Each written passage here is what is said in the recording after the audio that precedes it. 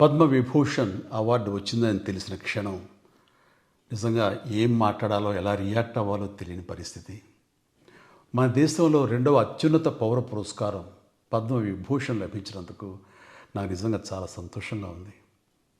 ఒక తల్లి కడుపున పుట్టకపోయినా నన్ను తమ సొంత మనిషిగా, మీ అన్నయ్యగా, మీ బిడ్డగా భావించే కోట్లాది మంది ప్రజల ఆశీస్సులు, నా సినీ కుటుంబం యొక్క అండదండలు, అలాగే నీడల నాతో ప్రతి నిమిషం నడిచే లక్షలాది మంది అభిమానుల ప్రేమ, ఆదరణ కారణంగానే నేను ఈ రోజున ఈ స్థితిలో ఉన్నా. అందుకే నాకు దక్కినటువంటి గౌరవం ఇది మీది.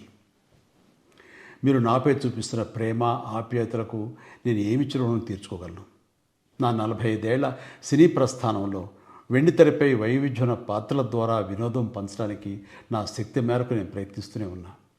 నిజ జీవితంలో కూడా నా చుట్టూ ఉన్న ఈ సమాజంలో అవసరమైనప్పుడు నాకు చేతనైన సాయం చేస్తూనే ఉన్నా.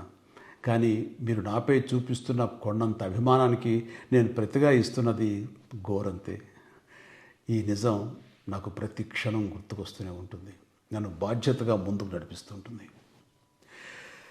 నన్ను ఈ ప్రతిష్టాత్మకమైనటువంటి పద్మవిభూషణ్ అవార్డుకి ఎంపిక చేసిన భారత ప్రభుత్వానికి, గౌరవ ప్రధాని శ్రీ నరేంద్ర మోడీ గారికి నా హృదయపూర్వక కృతజ్ఞతలు. జై హింద్.